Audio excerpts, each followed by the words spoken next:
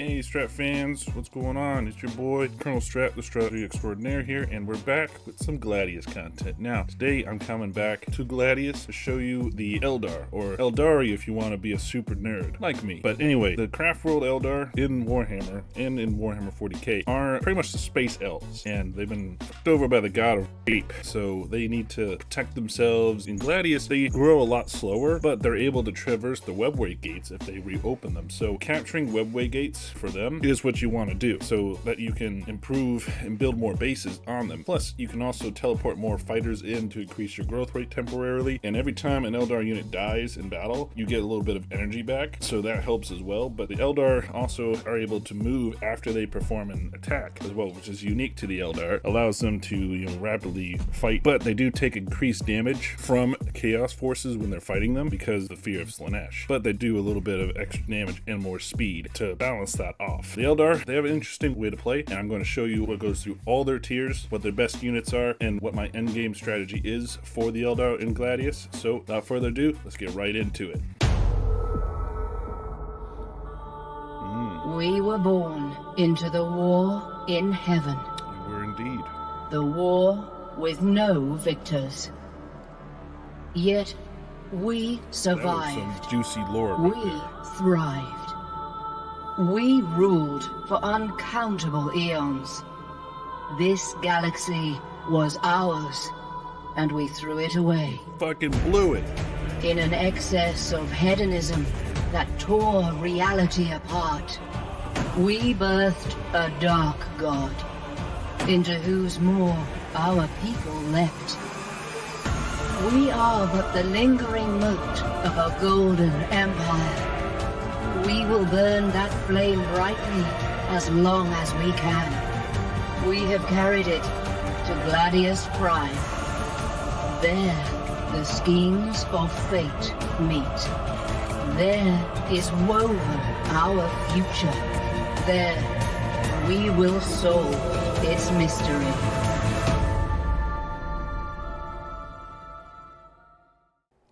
Alright, got one webway gate under our control and some guardians. Guardians are basic infantry, but their shuriken catapults do a decent amount of damage, I gotta say. And they do also have this right here. You can activate a webway gate. We have a few here, so I pretty much just pick either the closest or the one that seems like it's, more strategically sound, which to me, I feel like it's going to be this one. This gate shall serve us once more. So we activate it, and then I think we can actually transport people through it. So we found some Necron tombs over here. We got it protect against them. I think it's cooldown for 1 turn, so you can pretty much claim a lot of them all over the place. You pretty much have all of them all over the place already revealed, which is a big strategic boom in the beginning, because then you can pick one all across the map, so you can travel all the way to it. So you can just click one, and then you're good. So next turn, I might click one over here and just, send some scouting parties over that way, That's why playing an Eldar player, they can pretty much go anywhere, and then they can make bases out of these webway gates too, so that's always good. Anyway, let's get into our research. So for tier 1, Assyrian Summons gives us increased production output with the Crucibles, greater Ingress. It's a building that produces your ground vehicles, plasma grenades. It's good against infantry for your Autarch and Guardians. Rangers, pretty good stealth infantry unit. The Shrine of Cain produces your heroes, and then webway cartography removes the cost of activating webway gates. So pretty much you can just activate them for free. So I usually would go for the Rangers just to give you some little bit of scouting because they can stealth around, you can scout better. And then I'll either do Assyrian Summons for more production in the early game, the Greater Ingress for producing vehicles, or the Shrine of Cain, because it's not too much of a cost to activate webway gates. They don't really have to remove the cost right now, but I think as you activate more of them, the cost goes up. I didn't pay attention the last time I played, so I will figure that out. That's the ones I picked for tier 1. I'm going to catch you guys at a tier 2.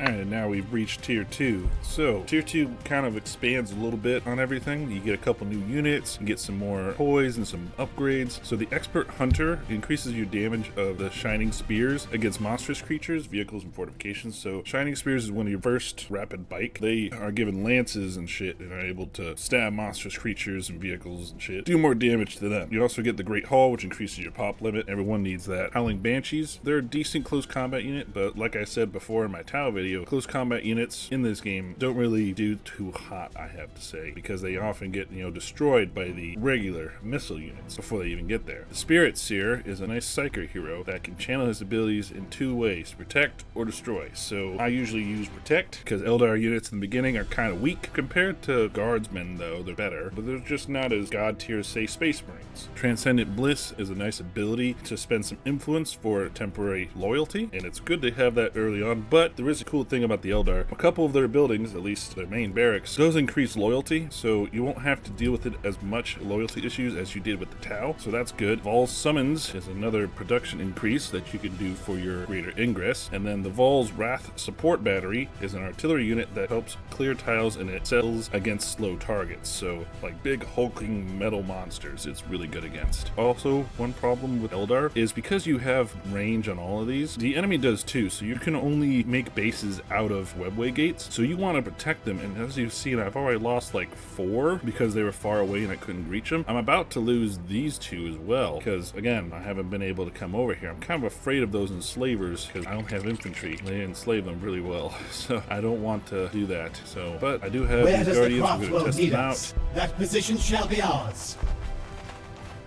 Direct us. Little What are your shurikens. instructions? Like, they're good at shredding low tier infantry, like low armored infantry like that. See, we might lose one of these guys though to the enslaver. Yeah, I'm going to choose support battery, which is really good. The expert hunter to buff up the shining spears, or the spirit seer to get a good psyker hero. But I'm going to do the wrath support battery right now and get a vehicle out here so that we can kill these enslavers. Alrighty. Alright, now we've reached it to a tier 3, Strat fans. By the time we reach tier 3, there's a few more units here that are pretty good, but I think it's mostly has buffs. So the Cairn of Ulthanish increases your loyalty. It's your loyalty building, of course. The Exquisite Cultivation increases your food output at Ish's Gardens, which is really good. Farseer Skyrunner, it's a fast jet bike psyker hero unit that debilitates enemies and restores your morale for troops. So he's kind of like a Farseer on a jet bike. And then the Hornet is a nice reconnaissance unit you get. It's a nice little skimmer. The War Shout is a Banshee ability that is really good for demoralizing adjacent enemies, which gives them a little bit more utility, especially against forces like with low morale like the Guard. And then the Webway Readout is, of course, it gives you an ability to claim a new city on a Webway gate. So the Webway Readout is pretty essential to your expansion, so I will get this one in this tier, especially because, like I said, the Eldar kind of struggle with maintaining population, so it's good to spread out a little bit to get some more cities going early so that you have some escape codes to get away. The Cairn of Ulthanish is good for your loyalty, and the Farseer Skyrunner is a pretty decent hero unit. Usually I'll get the Webway Readout and then either the Skyrunner or the Hornet, depending on what my needs are, so we'll do that. Then I've got a couple Rangers here and some Guardians. I've been dealing with a lot of enemies. I found Chaos, which is not good for us, and we do have the Imperial Guard here. They set up shop. We lost another Webway gate, but we were able to save that one.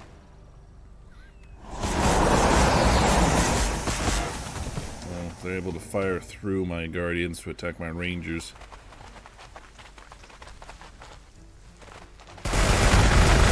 You get a lot of map coverage, so you're able to see a lot of these neutral units. Just kind of bogs down your turns. You called for us, and we answered. These Rangers don't do as much damage. Is my enemy. Guardian Militia, ready to fight. So like I said, they're not as good as Skitarii with their damage, but I think their bonus is their accuracy. They're able to hit a lot better targets, and because they have stealth, they're more of a reconnaissance unit. But as you see, I fired. Now I can move this Eldar unit out of harm's way if I want to, which I will move the Rangers out of harm's way. Where does the Craftworld So that they can heal up. Now that we've done tier 3, I'll catch you guys when I get around to tier 4.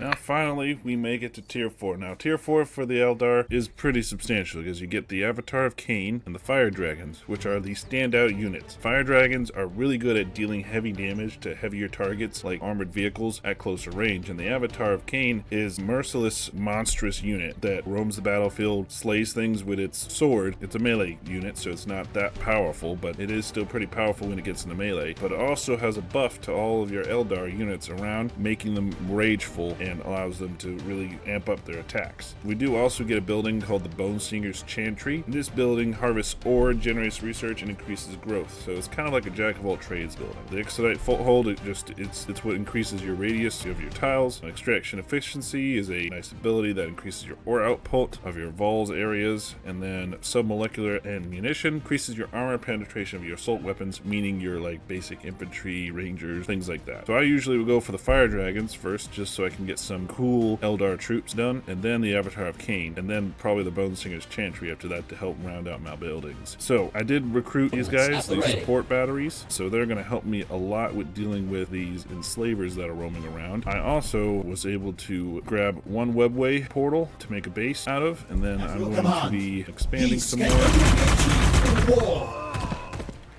And we're just slowly expanding out, trying to take out the guard.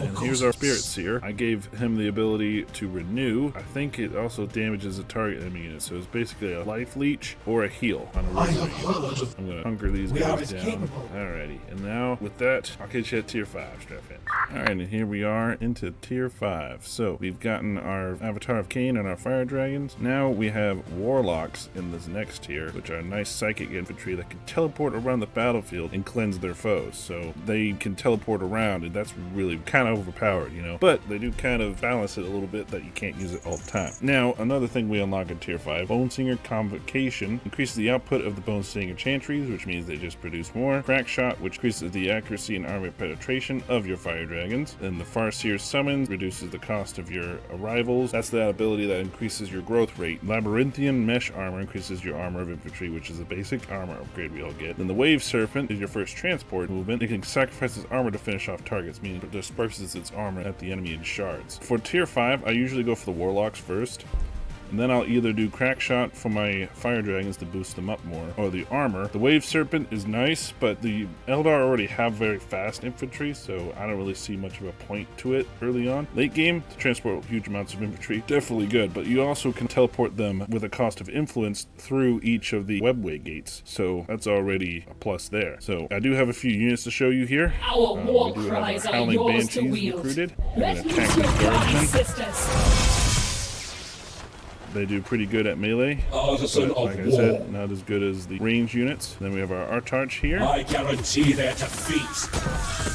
He has an ability here, Cain's Might, that increases his melee I attack offer the wisdom 25%. of the dead. And then I actually unlocked another thing here. You can Horrify to reduce the enemy's armor or reduce the enemy's morale here as well. We also have Warriors of the Tempest. our skimmers, our shining spears here. These are the ones that can get upgraded to do bonus damage for monstrous targets. We await our And that's our target. support battery from before. We've kind of been consolidating these two, and then we've encountered the Tyranids here. We're going to have to deal with them. Let's activate another webway gate, and then we'll actually activate this. Stabilize and reinforce that gate. For a It is new vital to our base. mission here. And they're going to attack it, but that's okay. We can attack back late next turn. That's alright. Alrighty, so we're going to get this research underway. I'll catch you guys in the next one. Alright, and now we move on to Tier 6. Tier 6, we get the Fire Prism, which is very robust, versatile skimmer. Pretty much all of Eldar's vehicles are skimmers, like all the regular tanks and all that. That's what the Fire Prism is. It can cycle its guns, link them to other Fire Prisms, and pretty much overcharge the shot. It's a little difficult to do. You know, you have to have a lot of them, and they're kind of time-consuming and resource-heavy, but they still do pack a punch. Anyone who's played Dawn of War knows that the Fire Prism is really powerful. They also have the Black Librarians, which increases the research output of your research area. Cleansing Flame, which is for your Warlocks. It grants them the ability to blast adjacent foes with them with hot psychic flame, so it's like a flamethrower attack. The Hammer of Wrath, we all know what that does. It's a big old damage buff for all of our heroes and big units. The Spirit Stones requires your Fire Prism, Hornet, or Warwalkers, or Wave Serpents, and it reduces the morale loss of these vehicles. Some Molecular Planes increases the armor penetration of your melee weapons. Basic upgrades, we're going to see them, so I usually go for the Fire Prism first, and then either go Cleansing Flame or Spirit Stones. It really just depends on what your playstyle is and what type of units you're recruiting. Now, I'm facing some Tyranids here, and let's see. I'm going to see if I have my Skyrunner here. He's going to go up against these guys. Skiffs. Very elegant. There we go. Those are the skimmers. I'm going to keep firing on that layer. Fire gigantic webs, huh? Alright. I am ever ready for war. buff up our Trutch. Hayward grenade we can throw as well. Their support systems will fail them.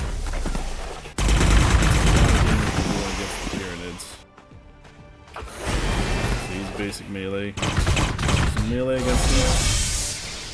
There we go. There's a lot of melee going on with the Eldar now, as you can see. Hopefully soon I'll have some more weapons platforms. I'm making some fire dragons, some warlocks, and my avatar of Cain. So hopefully I'll be able to show you guys that in the coming tiers as well. Alright, here we are with a tier 7. So with tier 7, we have a lot more upgrades and buildings. One of them's a building, and it's quite a bit of upgrades to it, but only one unit, the Wraith Blades, which is a nice close combat infantry unit, but it's the Wraith Guards in their like suits, so they're dead Eldar. It's really fucked up lore-wise, but also it's pretty good in the game, but their powered blades are more for armored infantry. We also get the Crystal Targeting Matrix for your Fire Prisms, Hornets, Warwalkers, things like that, and it gives them the ability to temporarily increase their accuracy. The Etruscan Mountings increases the energy gain when Eldar units die. Portal Spire produces your aircraft, and then the vectored engines for your vehicles again. It gives them the ability to temporarily increase their armor against enemy ranged weapons, so it's a nice way to buff it up just in case the enemy's about to launch a range attack. And then Wraithbone Infusion increases your armor of your vehicles. So a lot more buffs. So I usually will go for either the Wraith Blades if I really want some armor pen. Usually go for the Portal Spire to get some aircraft going. Vectored engines is a nice ability, and of course increasing the armor of your vehicles is always a go-to. So I'm going to go for Wraith Blades and then Portal Spire. I've been able to recruit some badass units. For one, the Avatar of Cain here. Now this big boy, he's seen as like a punching bag for Warhammer, with all it takes is a named Space Marine to kill him. We all know that joke. And Gamey's not too bad. You know, he does decent infantry.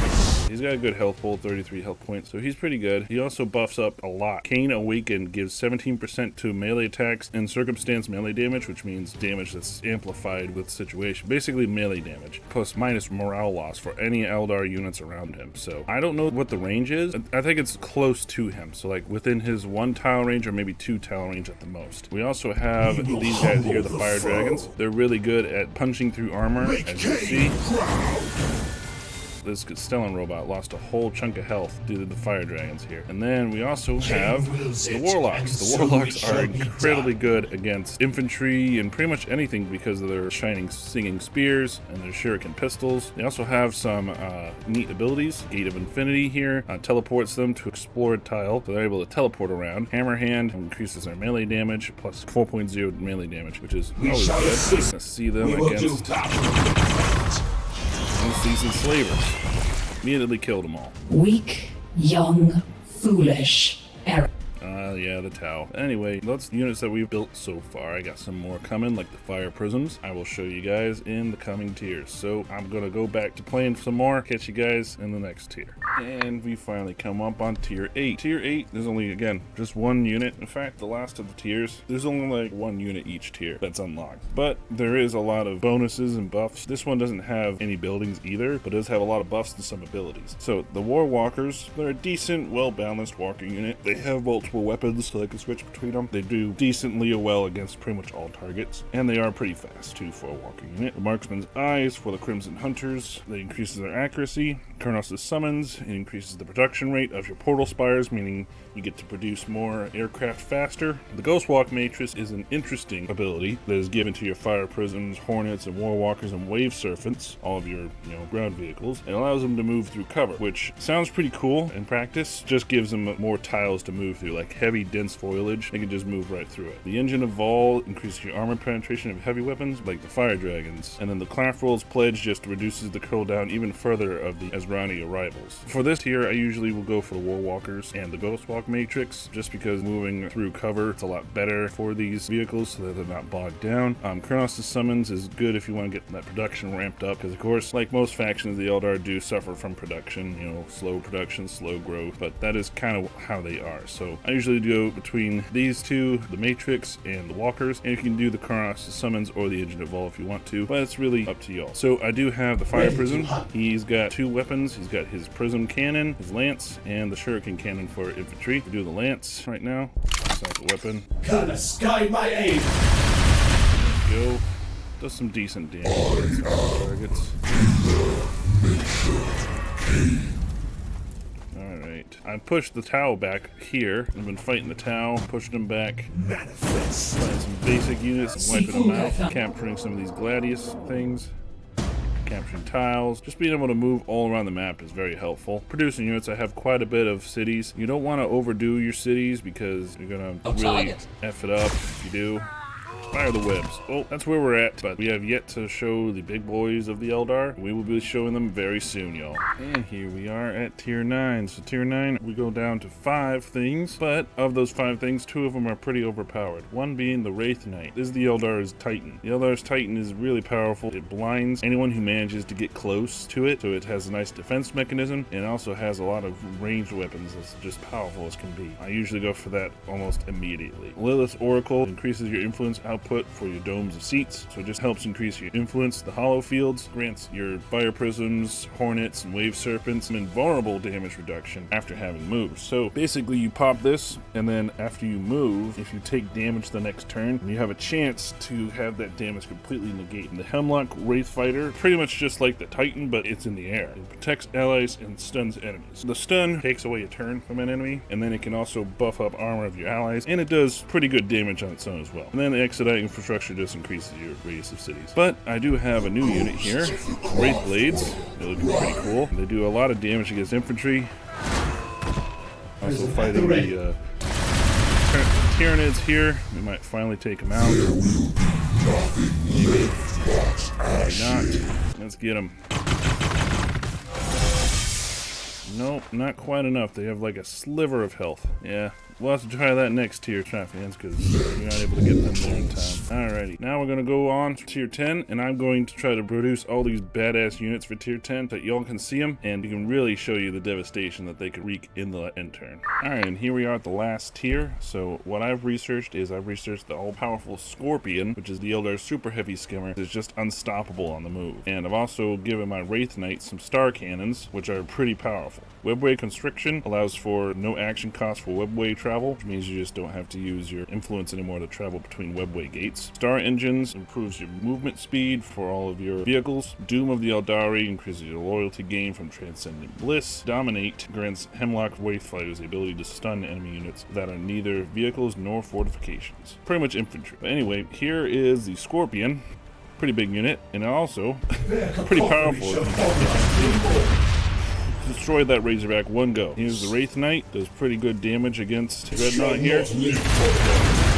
That's about half health of the Dreadnought. I also have the Walkers here, the War Walkers, and they have a scout feature. Commencing assault. They do pretty well. This is the Hemlock Wraith Fighter.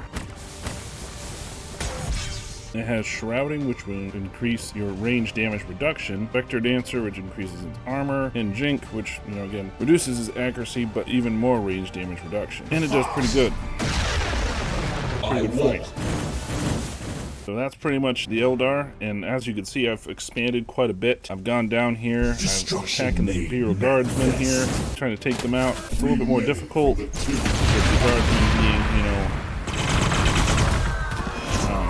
a lot more massed, but for the endgame strategy, you want to consolidate every webway portal that you have left as bases, because basically one thing I didn't show you was, like, let's take here. See, right here, webway travel, and you can travel any webway gate. Let's say we need these guys over here.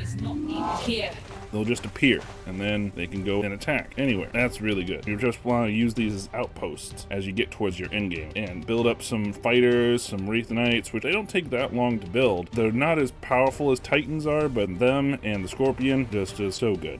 So that was my Eldar Gladius review. As you can see, all you treacherous Mon Keigh out there, the Eldar are a force to be reckoned with. They just take a little time to get the ball rolling, but after that, you use all the webway gates that you have left after they were destroyed in the early turns by other factions. You use them to create outposts, and you can pretty much teleport your army anywhere. Like, let's say one outpost gets under attack by a huge force, and you just teleport half your army there, as long as they're at one webway gate. The Eldar have a lot of loyalty buffs, like they have that edict that can help increase their loyalty if you build their barracks. A lot of their buildings can increase their loyalty. So the Eldar, they don't suffer from loyalty issues like the Tau did, so they're able to really amp that up. As far as I've seen, they have very little problems from having low loyalty, other than just just construction taking some time, which in itself is a bad thing to have be low. But anyway, that's how I play Eldar. I pretty much branch out and try to cover the board with as little pieces as possible. Go for the more powerful units, because as an Eldar, you're going to suffer greatly. Also, you want to go after chaos if they spawn in as soon as possible, because they're going to be your biggest enemy when they get to late game where they have a lot of deadly stuff, because they do double damage to your Eldar units. So I hope you guys enjoyed this. You learned something about playing the Eldar. Remember, if you enjoy this, leave a like down below, comment, tell me how I'm doing in Gladius or the Eldari if you want to be a super nerd like myself. Subscribe to the channel if you like all things Colonelstrat, and as always, Strat fans, remember to keep it strategic.